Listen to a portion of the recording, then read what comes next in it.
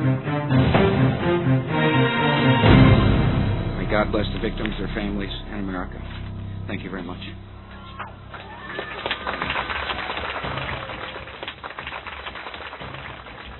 It's been said that all truth passes through three stages. The first stage being denial, the second stage being violent opposition, and the third stage being widespread acceptance as common knowledge.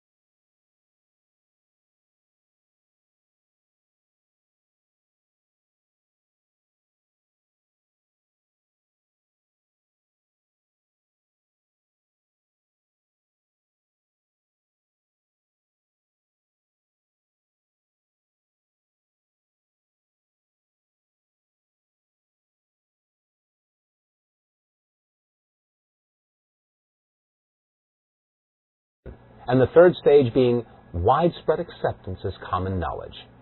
Well, as you view this documentary, keep in mind that people watching will probably fall into one of those three categories. One group of people will absolutely deny that what they're seeing could possibly be true. The second group of people will be violently opposed to this kind of information being released, and they'll do everything that they can to discredit the messenger rather than pay attention to the message. And yet there will probably be a third group of people that will sit back in their easy chair and say, I'm not surprised, I knew it all along. With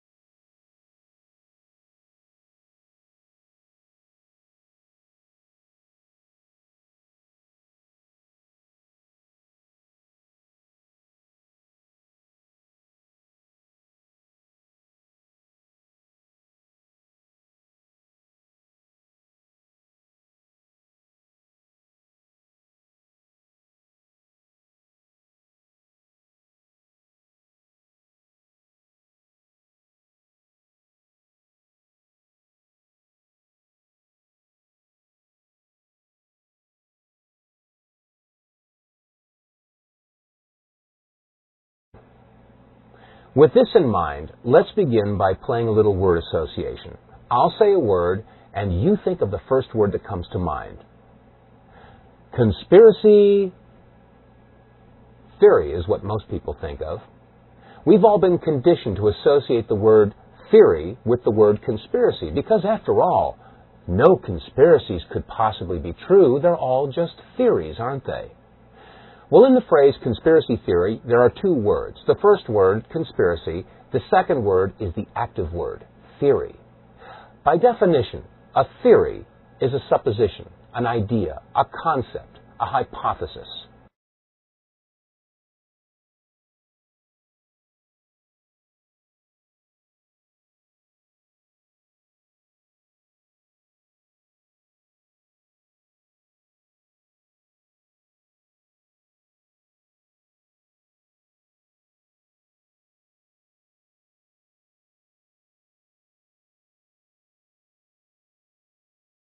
A concept, a hypothesis. Let me give you an example. In theory, if I purchase a raffle ticket, I could win a prize. Now, as long as I don't purchase a raffle ticket, my win is theoretical. But once you purchase a raffle ticket, the win is no longer a theory. It becomes a possibility. And the more raffle tickets you purchase, the more possible and eventually probable the win becomes. Such is the case with a conspiracy theory. As long as there is no evidence, it is a conspiracy theory. But once you have a piece of evidence, no matter how flimsy or circumstantial it may be, it becomes a possibility. And the more evidence that is gathered, the more possible and eventually probable the conspiracy is.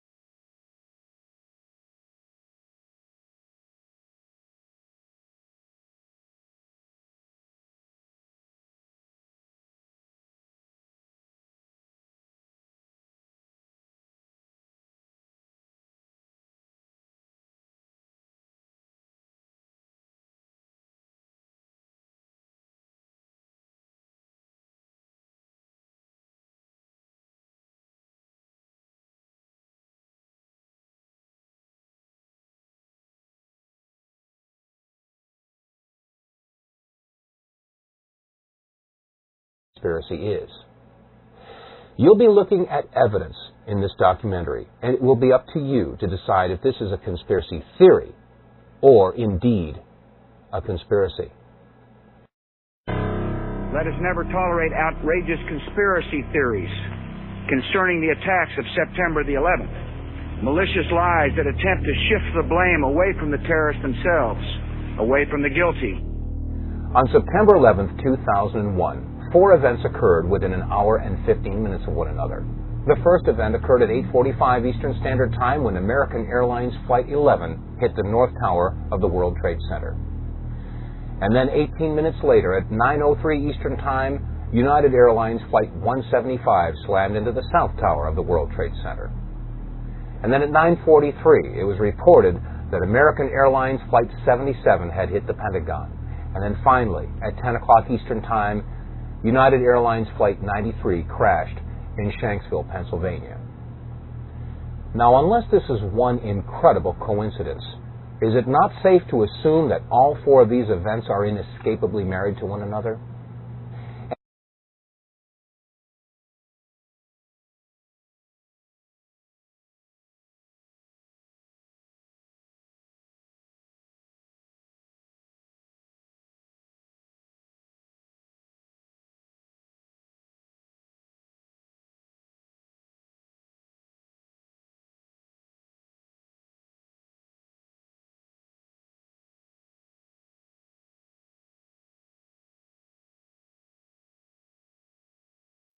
Is it not safe to assume that all 4 of these events are inescapably married to one another? And is it not also safe to assume that if you find one person involved or a party involved with one of these events, they're probably involved in all of them? Well, following this train of thought, since there was no credible claim of responsibility, is it not safe to assume that those involved or those parties involved or agencies or groups that were involved in the events of 9/11 would do anything that they can to obfuscate, distract, or distort, or cover up any information that might lead to their discovery? And if that's true, is it not also safe to assume that if you find somebody, a group, an agency, a party that is involved in the obfuscation, distraction, distortion, or cover-up of any information involved in any of the events of 9/11, does it not indicate possible involvement and even guilt in the events of 9/11? Keep this in mind as we look at the video evidence of September 11th.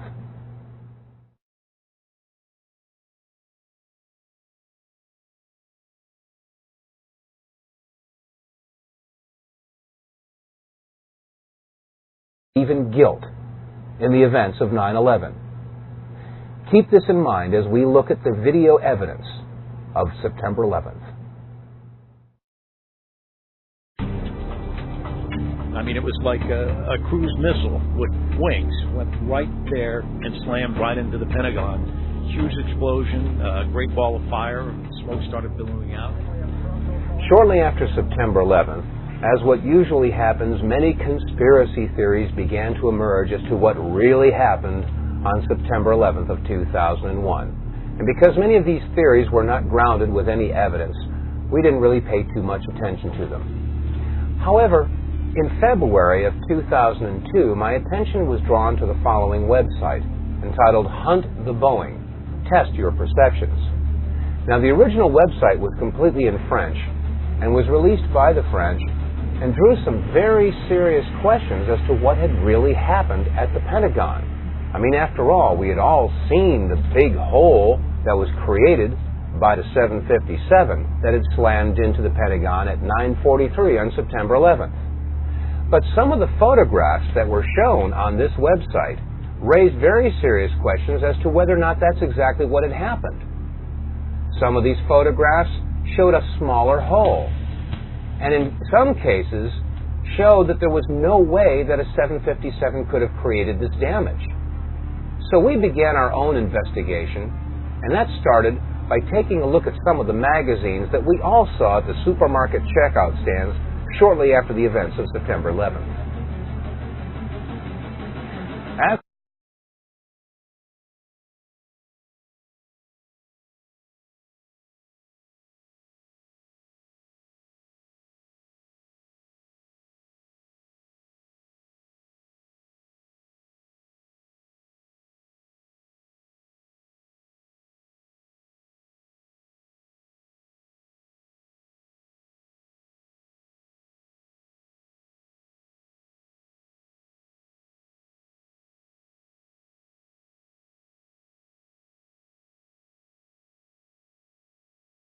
photographs, I had one goal in mind, and that was to prove the French wrong with their website, Hunt the Boeing.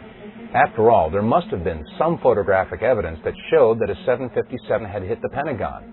But as we went through all these photographs, we could find no pictures whatsoever showing a tail, a nose, a fuselage, wings, engine, wheels, luggage, seats, nothing. There were no photographs showing any recognizable wreckage from a 757.